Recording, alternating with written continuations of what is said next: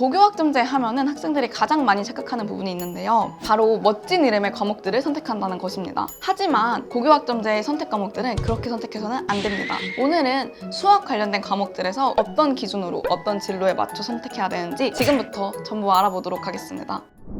공통과목에는 공통과목 1, 2가 있고 일반 선택으로 넘어와서 대수, 미적분, 확률과 통계 과목이 자리 잡고 있고요. 진로 선택 과목으로는 미적분 2, 기하, 인공지능 수학, 경제 수학, 직무 수학까지 있습니다. 마지막으로 융합 선택 과목에서는 실용과 통계, 그리고 수학 과제 탐구, 수학과 문학 이렇게 자리 잡고 있습니다. 그러면 우리가 어떤 상황에서 어떤 진로 선택과 융합 선택 과목을 골라야 할지 과목별로 세세하게 살펴봅시다.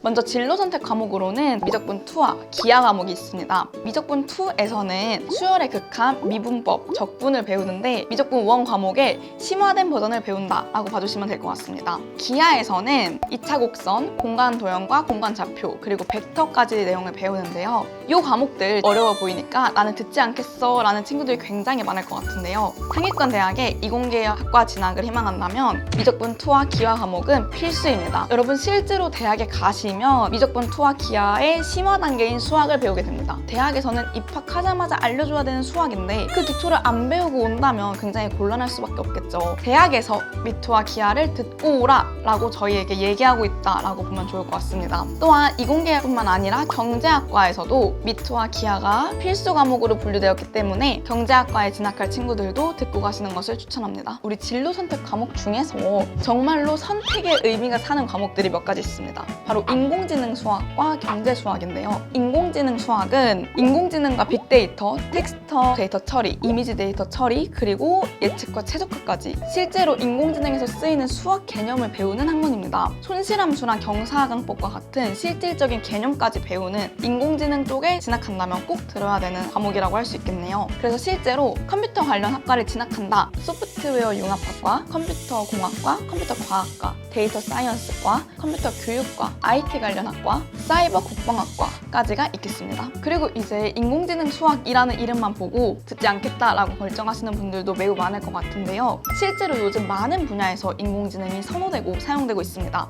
우리가 이 인공지능 수학을 배워서 좋을 학과가 어디가 있냐 하면은 하드웨어의 인공지능을 사용하는 전자공학, 유전적 시스템을 분석할 때 쓰는 생명정보학, 그리고 인지과학 관련된 심리학과, 자율주행 자동차와 관련된 자동차공학과 등이 있겠습니다. 그래서 이런 학과를 진학할 때 내가 가고 싶은 학교와 학과에서 인공지능을 중요하게 여기고 있고 학습 내용에 포함이 되어 있다면 인공지능 수학을 듣는 것을 추천합니다. 다음으로는 경제 수학 과목이 있는데요. 정말로 경제 관련된 경제지표, 환율, 세금과 같은 것들을 배웁니다. 단원은 이제 수화경제, 함수화경제, 행렬과 경제, 미분과 경제로 이루어져 있고 경제 수학과 관련돼서 진학하면 좋을 학과들은 경영학과, 경제학과를 진학하는 학생들은 물론이고 금융공학과, 통계학과, 수학과에서 핵심 권장 과목으로 선정되어 있기 때문에 듣고 진학하시는 것을 추천합니다. 진로 선택 과목에서 직무 수학에 대해 알아볼 건데요. 직무 수학 과목은 실제로 직무에서 어떻게 수학이 활용되는지 배우는 실용적인 학문입니다. 특히 경영 회계에 관심 있는 친구들이 바로 취업을 생각하고 있다면 이 과목이 굉장히 도움이 될 것이고요. 대표적으로는 NCS의 직무 기초 수학과 내용이 굉장히 비슷하고 재무 수학과 비슷한 내용을 담고 있다라고 볼 수 있습니다.